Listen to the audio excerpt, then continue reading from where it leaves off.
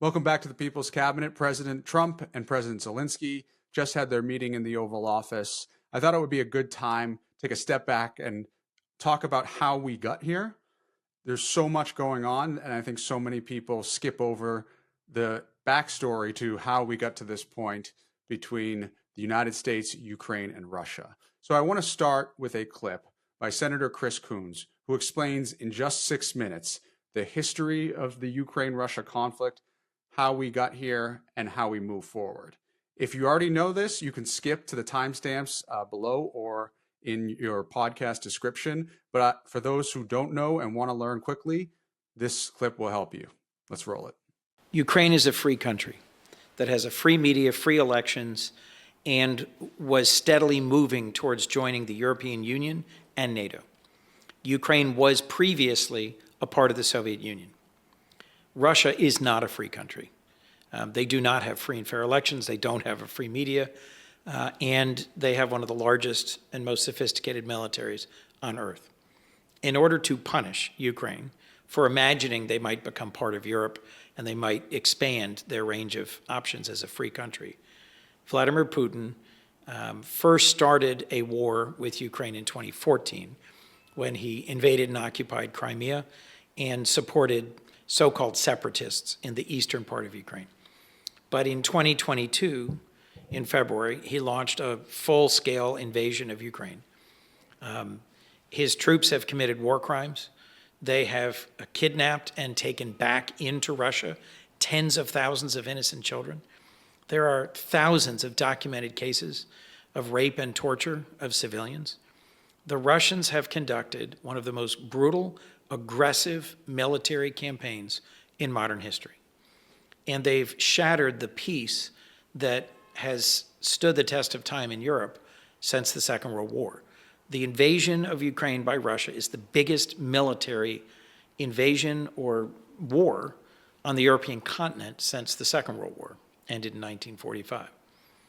First. Second, millions of refugees fled Ukraine.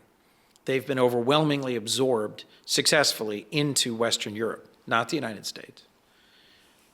President Biden led a global effort where 50 countries, all of NATO, plus many EU countries, plus countries on the other side of the world like Japan and Korea, have contributed more to the defense of Ukraine than the United States has. The United States has spent a little over $100 billion in sending weapons and funding to help Ukraine stave off this invasion. And the coalition of countries with the same values that care about not letting powerful countries invade and occupy weaker countries and that care about democracy has been the single largest collective effort to fight for democracy and freedom, I'd argue, since the Second World War. Why does it matter? I don't know. Does it matter that we're a democracy? Does it matter that around the world we've been admired and respected, and a lot of our power and our influence comes from people admiring and respecting our values? I think so. I think the story of the Ukrainians who have served and fought and died bravely at a huge number to enormous sacrifice is one of the most inspiring modern accounts of what it means to stand up for liberty. Last, just a little bit of history, forgive me, but if you walk out the front door of the White House, where President Trump now resides, there's a park. And on the four corners of that park are statues. Statues to military officers who came from Europe and helped the Continental Army defeat the British. Without their training and their support, and this is Lafayette, Rochambeau, von Steuben, and Kosciuszko, without this German, Polish, and French assistance, our revolution never would have succeeded. What we've been doing for Ukraine is that same pay-it-forward assistance. There's no Americans fighting and dying in Ukraine except a handful of volunteers who went and joined the Ukrainian armed forces. But there's no U.S. military fighting presence in Ukraine. The Ukrainians are doing all the fighting. It's our support that is helping them hold the line against Russian aggression. So could you give our listeners a little more on NATO, and first of all, what it stands for? And then secondly, what happens if we were to pull out of Ukraine and Putin were allowed to continue his assault? What would the implications be on Europe? And then in general, what would the implications be for the United States? The North Atlantic Treaty Organization, or NATO, which just celebrated 75 years, is the most successful military alliance or treaty organization in history. And its core is Article 5, which says an attack on one is an attack on all. And it's only ever been invoked once, and that was when the United States was attacked on 9/11. And NATO troops served and fought alongside American troops in Afghanistan for 20 years and took casualties and sacrificed at about the same level as the United States on a per capita basis. They showed up early, they fought bravely, they stood alongside us. They could easily have thrown up their hands and said, this is not our fight. Mainland U.S. was not invaded. It was a simple terrorist attack, but they didn't. They came when called and helped defend the United States and our interests. For us to abandon Ukraine would send the message that we are a profoundly unreliable partner and would raise the question whether we're willing to help stop Putin. My friend, the former Senator, late John McCain, said repeatedly, Putin will only stop when we stop him. And in his view, part of what led to this full-scale invasion was that in 2008, he took a bite out of Moldova and he took a bite out of Georgia. In 2014, he took a bite out of Crimea, eastern Ukraine. And his concern was that Putin would just keep going after that. There is, I think, real reason to fear that if the United States abandons Ukraine, Putin will roll over the rest of it and then keep going into the 3 Baltic states, into Poland, into Eastern Europe, whether overtly or covertly, and will end up reconstituting pieces of the Soviet Empire, which has been clearly his goal for years.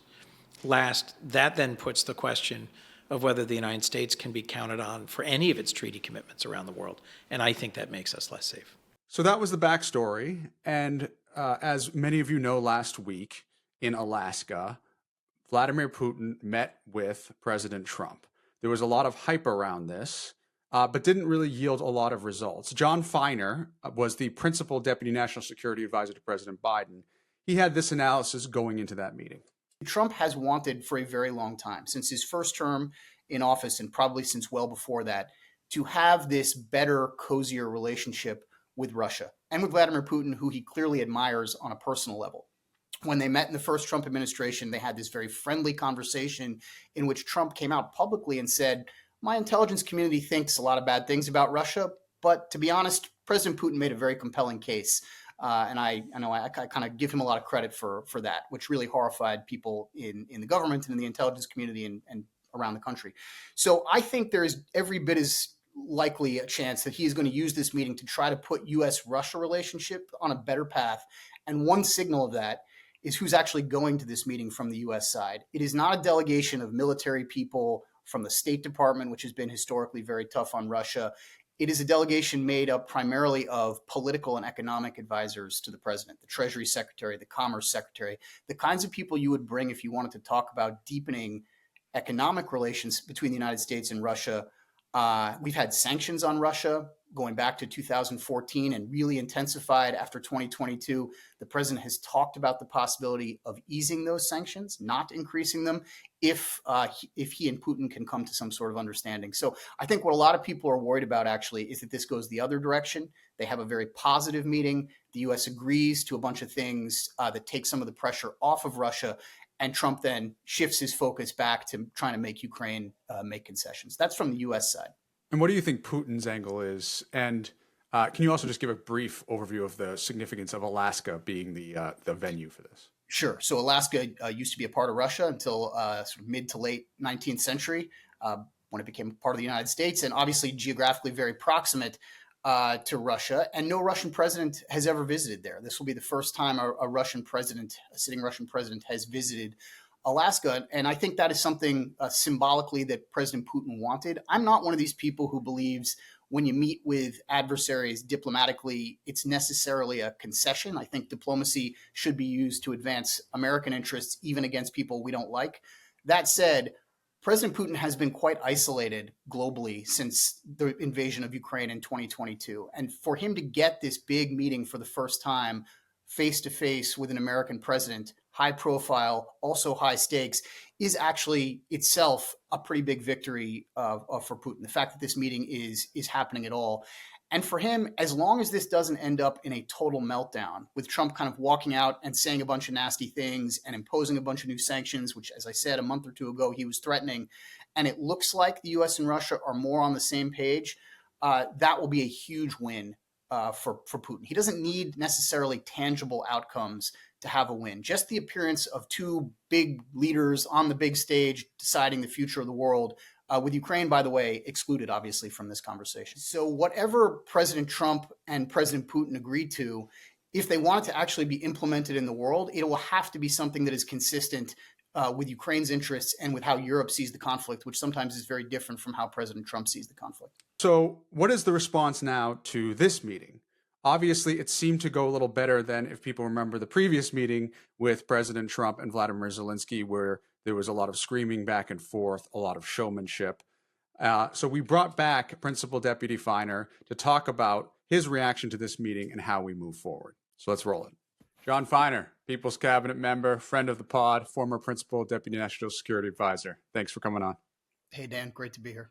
I just would love to get your first initial reaction to the Oval Office press conference we just saw with the president and Vladimir Zelenskyy. Yeah, look, these guys have a habit of setting incredibly low expectations and then sometimes failing to meet them and sometimes kind of narrowly surpassing them, which I guess is a good tactic. In this case, everyone's expectations of what it would be like were sort of shaped several months ago when President Trump first met President Zelenskyy in the Oval Office. As I think you and people watching will recall, that was a debacle. He was incredibly rude to President Zelenskyy, as was Vice President Vance. And the Ukrainians left Washington thinking the relationship was in a total state of crisis. Now, to their credit, they have played very smartly with the Trump administration ever since then. They realized that the best way to show that they were not the problem in the conflict, which everybody else seemed to know, except for President Trump, was to say yes to what President Trump was asking for, knowing that the Russians would ultimately be the ones to say no. So they smoked the Russians out in that way. And that has led President Trump to take a slightly more even-handed, slightly more equitable position. Now, the right position would be to be on the Ukrainian side. We still do not see any evidence that President Trump is there. You saw the fawning way in which he met with President Putin a couple of days ago in Alaska, the much more formal, a little bit more stilted nature of his interactions with President Zelenskyy today. So at best, he's even-handed. He should be much more in Ukraine's favor, and we'll see what actually happens in these meetings, which we don't know anything about yet.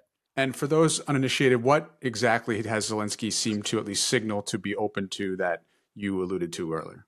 The main thing that he said he was open to, that Russia has still not agreed to, is a ceasefire in the conflict. Now, a ceasefire is a somewhat painful thing for Ukraine to accept. Now, on the one hand, it would be great for Ukraine not to be bombed every night, to have its citizens not attacked by Russian drones and Russian aircraft. But on the other hand, Russia is now sitting on about 20% of Ukraine's total territory. So a ceasefire that freezes those lines in place even for a short period of time signals maybe that Ukraine is willing to at some point part with some of its territory. And the Ukrainians have been very reluctant to do that. But under pressure from President Trump, they said, yes, if Russia will agree to a ceasefire, we will too. And of course, that revealed that Russia itself is actually not interested in a ceasefire. They continue to have aspirations to take more of Ukrainian territory than they've already taken. And so that's the substance of the negotiations between the two sides right now. And can you help us understand why Putin is taking land back from Ukraine, other than the obvious of him thinking that Ukraine is part of the historic Soviet Union? I think people are struggling to understand why Putin is doing this to begin with, other than to show strength, and why Trump would seem to be open to Russia keeping land that it has so-called conquered, given the modern era of how this actually should go. Yeah, so I'd say there's historical reasons and then there's more contemporary reasons. The historical reasons you've alluded to.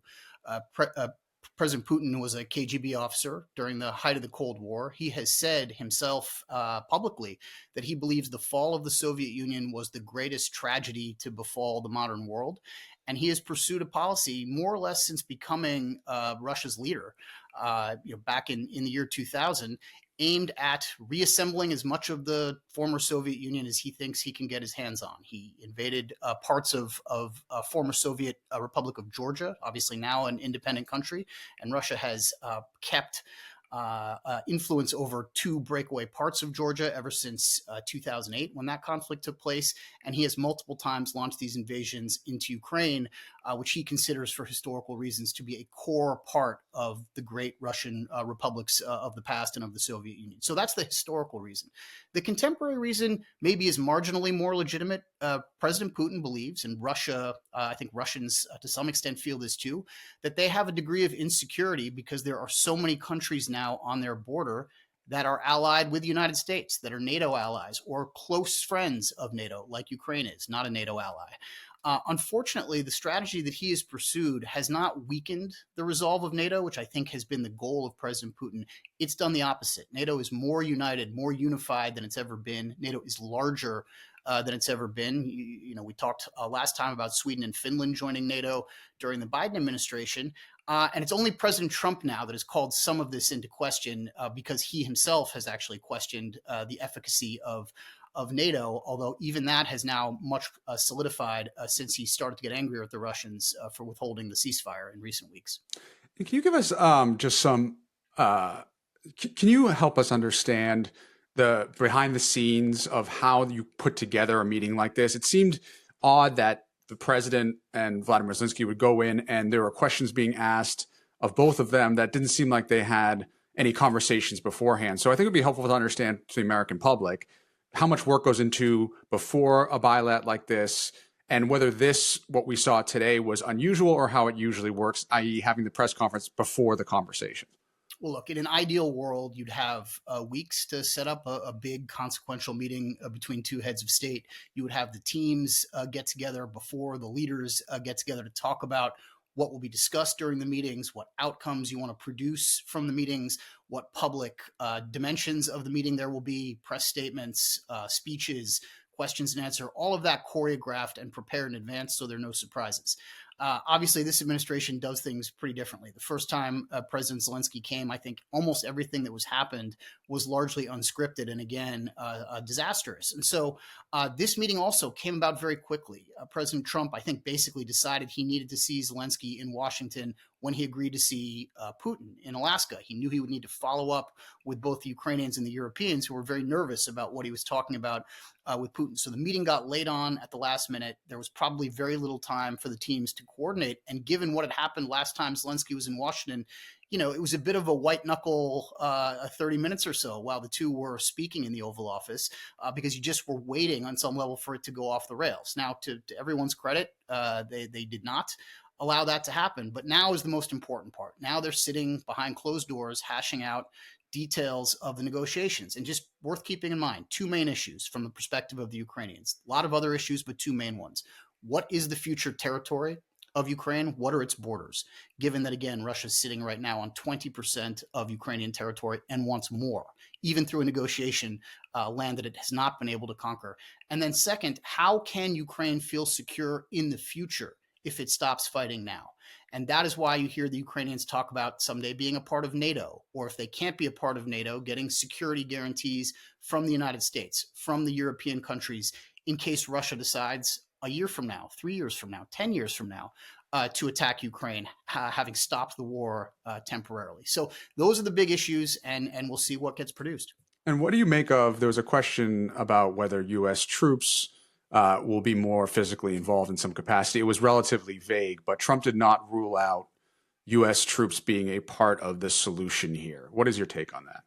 I guess I put that in the category of both leaders sort of being on their best behavior. That's a pretty low bar again when it comes to President Trump. President Zelenskyy got asked a tough question. Would you be willing to part with Ukrainian territory, which he has never said publicly that he would be willing to do as part of a negotiation, even if ultimately that is probably going to be required if there's ever going to be a deal.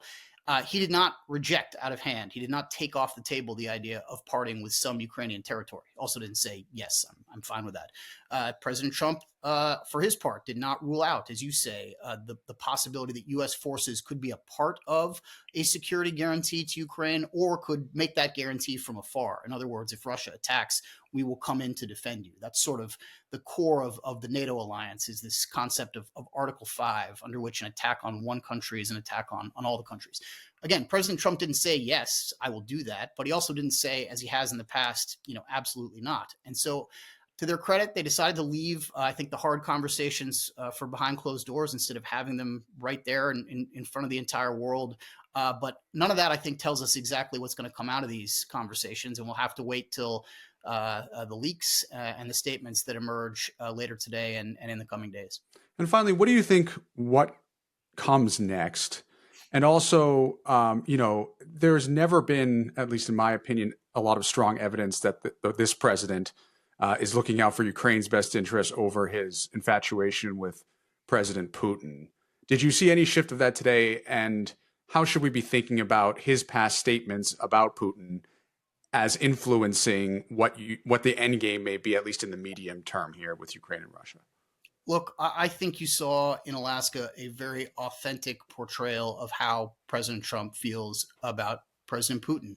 A deeply respectful, almost reverential in how he treated him, inviting him to ride in the president's personal limousine, the long red carpet treatment that's usually given only to America's closest allies, not to countries with which we are engaged basically in a proxy war through our friends, the Ukrainians. A leader, by the way, who has been indicted by the International Criminal Court, who has charges pending against him for war crimes. Not only did you not hear any talk of that, in the ether or in the president's public remarks, you saw the president giving almost a hero's welcome to Putin. So as much as there has been more tough talk from the president, criticizing Russia in his public statements for continuing to attack Ukraine, recognizing that it's Russia that has rejected over and over again the Trump administration's desire for a ceasefire, a desire, by the way, the president said he would be able to execute within 24 hours of taking office.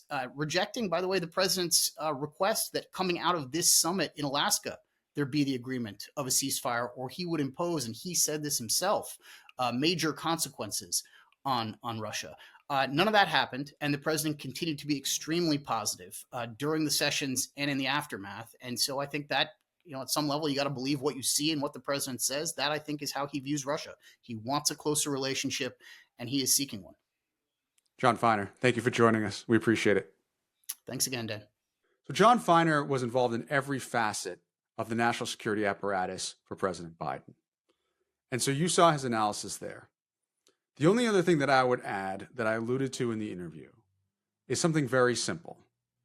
What evidence do we have that President Trump knows how to outfox Vladimir Putin and that he cares more about Ukraine than he does about Russia? Ukraine was invaded by a dictator who has been indicted for war crimes, and we should be standing with a democracy, not with an authoritarian, just purely as the United States. But over and over again, we have seen this president show admiration for and show a preference for Russia over Ukraine. I alluded earlier to that Oval Office meeting. This is a president who sent COVID tests to Vladimir Putin when Americans were dying. This is a president who sided with Vladimir Putin over U.S. intelligence when it came to Russia interference. Over and over again, this is a president who have consistently shown that he admires authoritarians, that he wants to be like them, and has shown almost annoyance with a country that has been invaded that needs help from the United States. That is an objective fact. So I'm not sure I share optimism that some do, that this will be resolved in a way that is good for Ukraine and therefore good for democracy. We need to stay very tuned to what's happening. There were reports even that Caroline Leavitt and others left with quote unquote ashen looks on their faces after the summit with Putin. Putin, a former KGB agent, knows how to play people like President Trump. He knows how to manipulate President Trump and his admiration and his emotions. We all need to be concerned. We all need to pay attention. And we all need to stand with countries like Ukraine, democracies that are being invaded by authoritarians, and not forget that America is a country that stands for freedom, that America is a country that stands with its allies, and that America is a country who will never let Vladimir Putin get his way. Because not only does that make Ukraine less safe, that makes America less safe. Let's stay tuned. We hope you enjoyed this episode of the People's Cabinet. If you did, please like, subscribe, ring that bell, and put in the comments below who else you'd like to see sworn in. And stay tuned for new episodes every Tuesday. Let's go.